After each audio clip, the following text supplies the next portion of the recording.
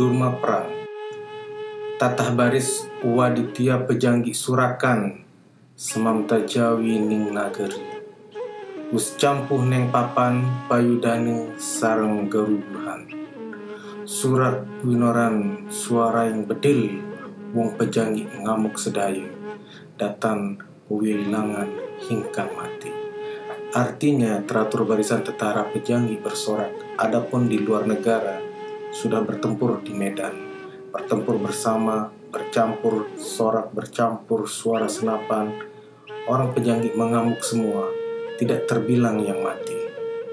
Arya Banjar sareng Gusti Alit punike datang pisah dados pangirit, sami ngamuk kekalinya, kewarnaha kusuma negara, sareng lawan sanak rainiki ngirit bala pejanggi ngamuk sedayu. Arya Banjar bersama Gusti Alit itu tidak berpisah menjadi satu baris, bersama mengamuk keduanya. Diceritakan Kusuma Negara bersama dengan adik ini mendampingi tentara pejanggi ngamuk semua. Dari dia ketemu Wiranegara lan Arya Banjar, Wiranegara Nabdaris Mangke Payu Hayuda, Arya Banjar Naura Sekelar Sira Suntadahi Dadi Matrayuda Ratu Kalih para Wiranjurit. Maka bertempuh Wiranegara dan Arya Banjar. Wiranegara berkata pelan, sekarang jadi berperang. Arya Banjar menyahut, tantangan kamu saya terima, menjadi ukuran pasang ratu 2 orang perwira dalam peperangan. Gusti Alit Yuda lan Mancanegara Sadina Dina Dinia Jurit kasurupan sang yang arka. Sang Arya Banjar Nabda bencang kita malih jurit, sang Wiranegara Naura payu mundur para samu. Gusti Alit perang di luar negara sehari-hari menjadi prajurit, sampai senja hari sang Arya Banjar berkata besok kita bertempur lagi. Sang Wiranegara menyahut pelindung mundur semua. Wong pejanggi kang mati kinongsonan, sedalu-dalu den kuburin semangkana solahing perang. Dukring dalu hasukan-sukan injing murni tengeran malih geger gemuruh wadia bala hanang papan sami sisir. Orang pejanggi yang mati diusung semalam-malaman dikebumikan. Demikianlah ulah peperangan.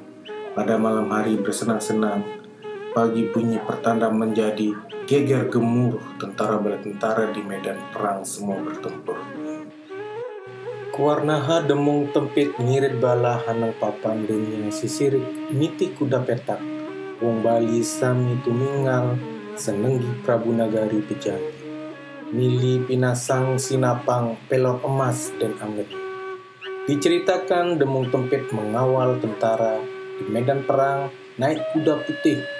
Orang Bali semua melihat, dikira Prabu Negara pejanggi dengan memasang senapan pelor emas dipakai. Sarempak 3 sinapang pelor emas, sang demung ngamuk nitih, kudana kena pinasang. Dari dia rebah pelastra, sang demung ngamuk tanjingsir, hadaratan lan balanya, akeh punggawa balanya, akeh punggawa Bali ngamasi. Bersama 3 senapan pelor emas, sang demung mengamuk naik kudanya sekarang dipasang menjadi rebah meninggal. Sang demung ngamuk tak takut, di daratan dengan kawannya banyak penggawa Bali yang mati. Kesapuhan dining surup sang yang arka, wong Bali mundur para sami. Mangulon aneng mamelak, wadia pejanggi kocapa, den kuburin sakeh kang mati, neng mangustur dadia seba, para ratu lan sakeh para jurit. Dihapus dengan senja hari, orang Bali mundur semua ke barat menuju Mamelak. Prajurit pejanggi diceritakan dimakamkan banyak yang gugur. Di Balairung berdatangan para raja dan banyak bala tentara. Kewarna wong Bali prapta memelak tanding wacana para sami, para gusti lan pedanda, solahing perang, tan gumingsir, dadi yang nguluhin senjata malih, anang Bali halayar, Gusti Ngurah Kaba mantuk ring Bali.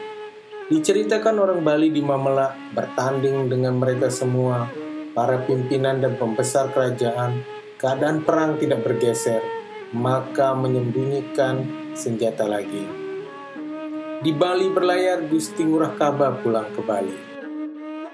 Oke guys, assalamualaikum warahmatullahi wabarakatuh. Selamat pagi. Saya sekarang berada di satu area lokasi yang bersejarah di wilayah Pujut, dan saya bersama dengan Pak Androm sebagai guide saya. Sekarang saya berada di Tempit. Tempit ini adalah lokasi di mana dulu Demung Tempit yang konon ceritanya yang pernah saya baca, saya dengar, adalah sebuah lokasi di mana pertahanannya sangat terkenal kuat karena dikelilingin oleh pohon bambu gereng itu apa ya? Pokoknya bambu yang berduri dan sangat keras. Nah, sehingga pada zaman dulu itu kisahnya Arya Banjargetas yang ingin menyerang ke sini bersama dengan sekutunya Raja Karangasem dari Bali agak kesulitan untuk menembus pertahanan, tapi karena mereka mempunyai strategi yang jitu, yaitu dengan cara melemparkan uang di pagarnya mereka itu, sehingga mereka berebutan untuk mengambil uangku dengan cara menebas pohonnya sampai terbukalah pertahanan mereka. Dan sekarang saya berada di bekas masjidnya, dan di sini masih ada tersisa bekas pondasinya atau periginya masjid ini, dan kita akan susuri lagi detailnya biar lebih jelas. Nanti juga kita akan bertanya sama Pak Androm terkait dengan bagaimana sih pengalaman setelah selama ini tempat ini ditinggalkan. Tempat-tempat ini apa ya namanya, karena ini kondisi tempatnya ini sangat masih masih ndeso banget, sangat masih asri di sini. Dan saya juga pertama kali di sini, dan selanjutnya kita dengar cerita dari Pak Androm. Assalamualaikum.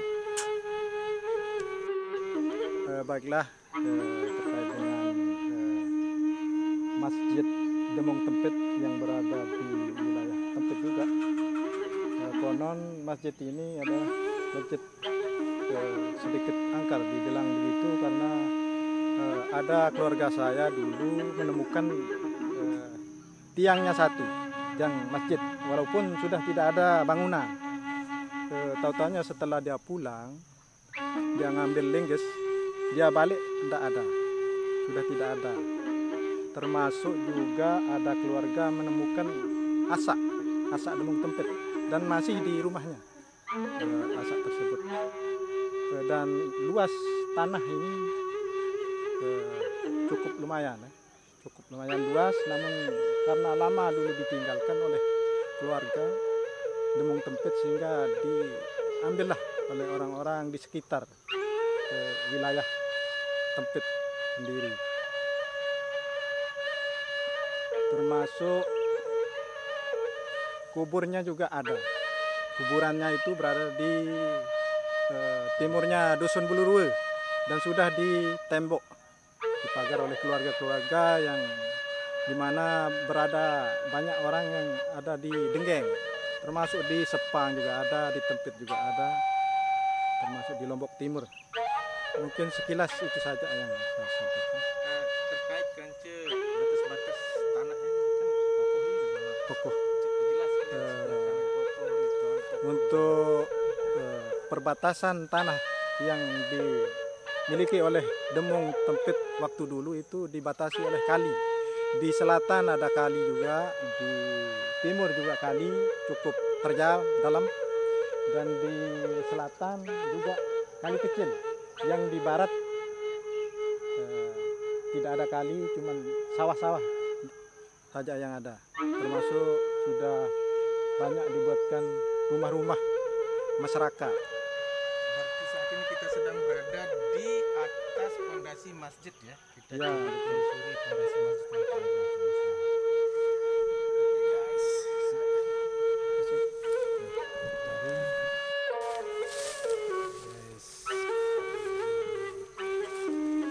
Memang sampai ini tempat Masjid Demung Tempit ini tidak berani dipugar oleh masyarakat, masih utuh seperti dulu.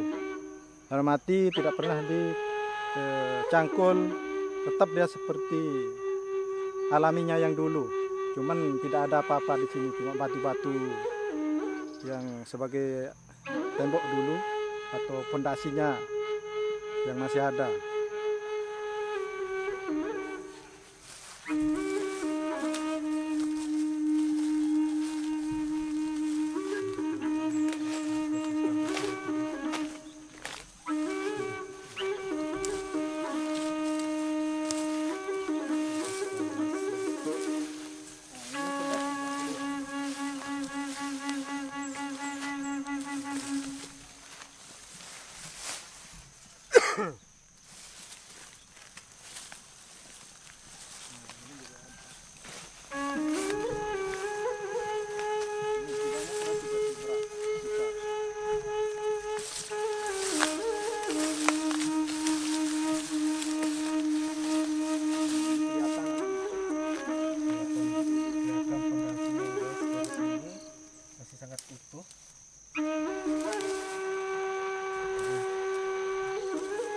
Betul, di sini dulu ada masjid. Ini pondasi tidak pernah dirubah. Pondasi batunya masih banyak berserakan, guys. Jadi di sini memang areal ini sekitar 1 are ini ya, masjid ini ya. Kurang lebih 1 are. Ini yang bagian selatan masih batunya masih utuh. Jadi sudah banyak ditumbuhin rumput gajah. Tapi jelas sekali kalau di sini memang lebih tinggi dari yang lain dan batu-batunya masih ada seperti ini, guys. Ini batu pondasinya masih ada. Tidak berani diambil karena sifatnya wakaf mungkin dulu, sehingga warga yang belakangan datang tidak berani untuk mengusiknya. Ini adalah peninggalan Demung Tempit berupa pondasi masjid, dan luar biasa sisa-sisa peninggalan beliau masih ada, dan keturunannya beliau sudah banyak menyebar di Lombok Timur, di Denggan. Ini bagian timur selatan masih utuh. Sepertinya mereka naik lewat sini. Kalau melihat dari pondasi bangunannya, sepertinya mereka naik lewat sini. Karena di sini batu-batu besar dan kelihatan sekali ini ada semacam kayak tangganya gitu. Ini, guys. Dan yang menjadi keunikannya di sini adalah di sini memang masih utuh. Kalaupun ada eksplorasi istilahnya untuk merekonstruksi ulang, di sini saya rasa akan menjadi satu penemuan yang luar biasa untuk melihat peninggalan yang ada di sini, bahwa Batu-batu yang bagian timur. Mungkin ini pintu masuknya dulu masjid. ya, Batunya besar-besar, masih utuh, tidak berani dipugar sama masyarakat setempat, walaupun dia sudah memiliki. Namun tetap dia utuh karena bekas masjid Demung Tempit.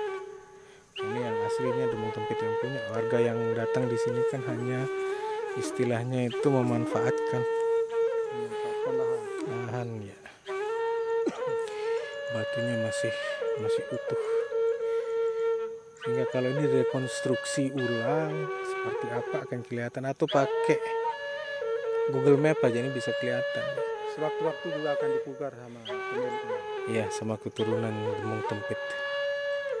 Makanya ada kemudian Tapi kalau seandainya kita berpikir bahwa wilayah ini memang kalau sebagai sebuah tempat pertahanan, memang pas banget.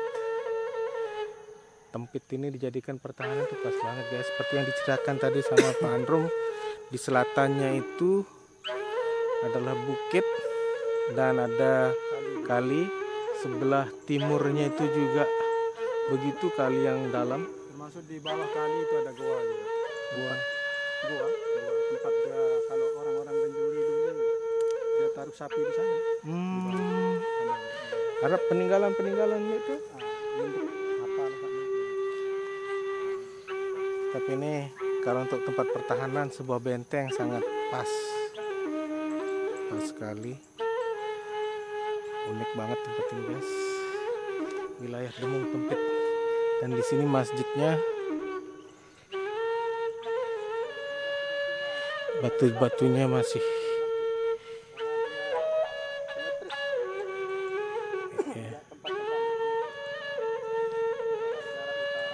jarak utara dan selatan ini sudah pas. Jadi arah baratnya, arah kiblatnya tadi udah kelihatan ke barat. Dan ukuran masjid zaman dulu ini udah besar, guys. Jadi kehidupan di sini sudah tertata, di mana tempat ibadahnya ada masjid. Berarti waktu itu penduduk di Kedemungan, di tempatnya Demung Tempit ini sudah menganut agama Islam. Dan ini zamannya pada saat sejarah ini adalah kerajaan Selaparang. Kalau nggak salah di Babat Selaparang ada juga diceritakan tentang bagaimana perjuangan kisah heroiknya Demung Tempit. Dan nanti kita akan mencari ulasan lagi terkait dengan perjalanan Demung Tempit itu sendiri. Yang penting kita udah kesini dan melihat masih ada peninggalannya beliau. Dan kita akan lanjutkan nanti perjalanan kita untuk mencari informasi yang lebih dalam. Dan di sini memang suasananya asik banget guys, sejuk, damai, alami, dan semoga saja para leluhur kita yang pernah mendiami tempat ini dan pernah membangun tempat ini menjadi sebuah cerita yang luar biasa saat ini akan menjadi sedikit gembira ketika anak cucunya mau mengangkat kisah perjuangan mereka dulu. Oke, ini dulu dari saya sementara. Nanti kita coba lagi melanjutkan perjalanan kita mencari sisa-sisa peninggalan leluhur yang ada di bukit ini. Assalamualaikum warahmatullahi wabarakatuh. Oke guys, jadi sebelah timur dari wilayah Demung Tempit, dari kita berjalan dari masjid tadi yang saya bilang perbatasannya itu adalah seperti ini guys wilayahnya. Jadi pertahanan secara alaminya Demung Tempit ini sudah luar biasa. Di sini sebelah timur adalah kali yang dalam, curam. Sebelahnya itu adalah dusun Kampih. Jadi secara pertahanan alaminya, benteng alamnya di sini udah luar biasa. Musuh sudah bisa terlihat dan kalaupun mereka ada yang berani naik langsung disergap. Hutan. Guys. Dan di sini arealnya tuh datar rata guys. Jadi kalau untuk sebuah pemukiman sangat tepat banget. Cuman untuk ngambil mata air kayaknya mereka nggak susah juga karena dikelilingi oleh kali. Nah, ini kita lihat di sebelah selatan. Alamun lau ya apa wilayahnya, Bro? Lemer. Wilayah Lemer. Topografinya ini Arab Pedewa tuh. Kemudian kemalik man tuh.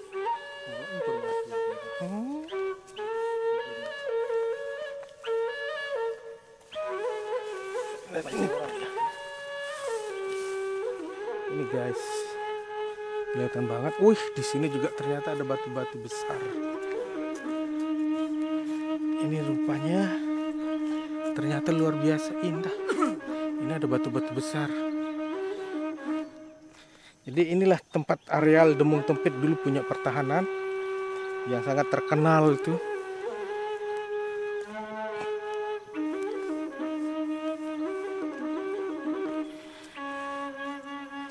Luar biasa. Di bawah suara air mengalir. Dan di sini kita bisa lihat batu-batu besar. Dan ini jejak-jejak. Ini batu besar. Ini mungkin dulu pernah dijadikan altar juga ini. Ini wilayah Demung Tempit. Lamun wong Bali ada, Drum?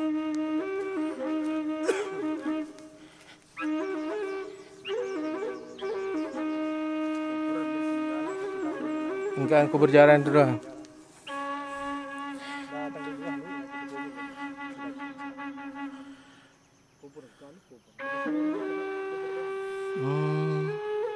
Bek nggak salah Demung Tempit asli nih.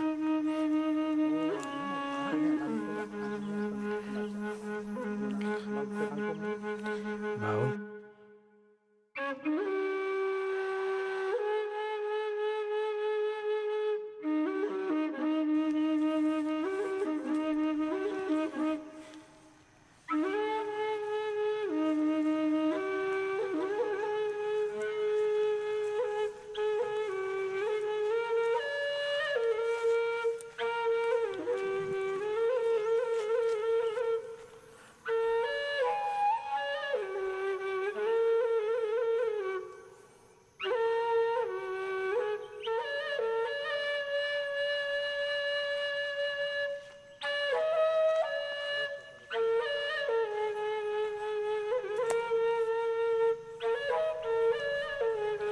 Saya membayangkan bagaimana zaman dahulu di sini.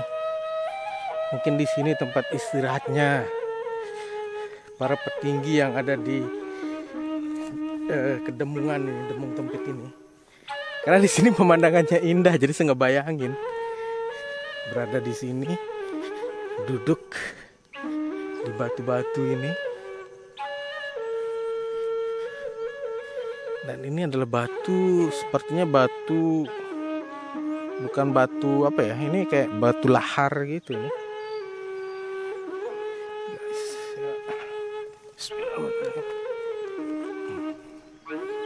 Wow, guys, jadi di sini nih kali kecil tapi curam, ada goa.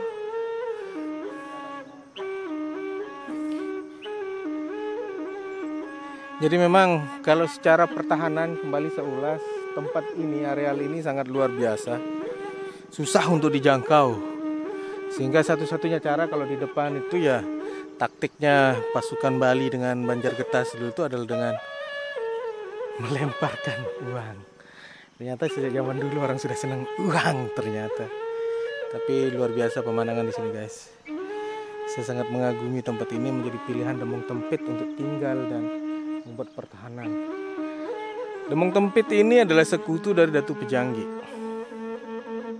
Sekarang mereka di sini hidup damai dan ngebayangin zaman dahulu kala kalau memang mereka sudah melakukan hubungan seperti itu, berarti kehidupan di sini sudah maju, sudah ada semacam sistem kekerabatan, terus struktur pemerintahan, sehingga semua bisa berjalan dengan bagus. Oke, ini dulu dari saya.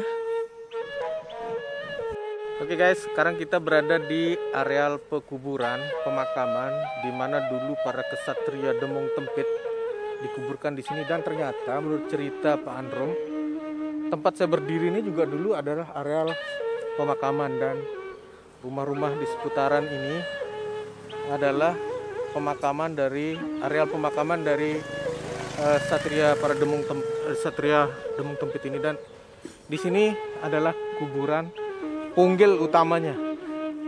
Beberapa cerita sedikit. Nah, inilah kuburan peninggalan Demung Tempit, dan arealnya cukup luas, termasuk yang di luar tembok ini juga, termasuk jalannya. Jalan ini juga kuburan di sana. Banyak nisan-nisan dulu dicabut. Termasuk yang di selatan ini juga banyak nisan-nisan yang dipugar oleh masyarakat. Tapi karena memang terlalu lama tidak diurus sama keluarga, sehingga diambillah sama masyarakat sekitarnya. Tapi dengan catatan juga setelah dibicarakan dulu dengan keluarganya, Ya bisa ditukar guling, dalam arti yang di dalam ditukar dengan yang di luar. Karena di sini sedikit dulu yang di dalam, sehingga ditukar dengan yang di luar ini sama masyarakat.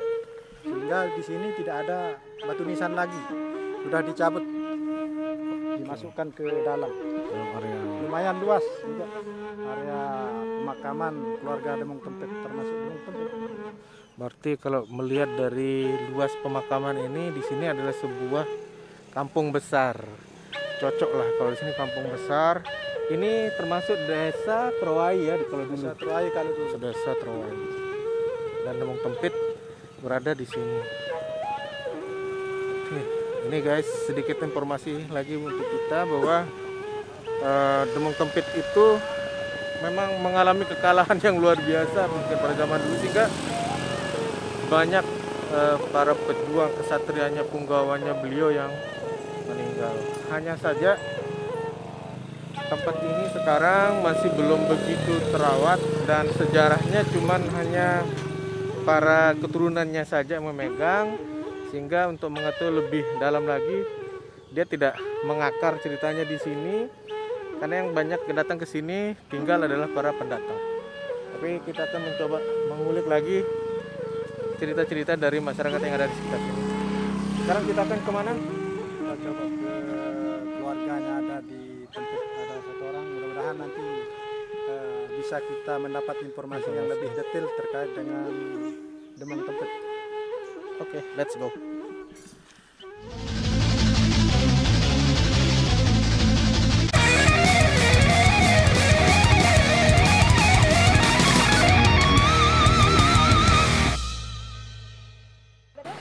Halo, saya Uut Notasari. Jangan lupa tonton terus channel Seko Lombok.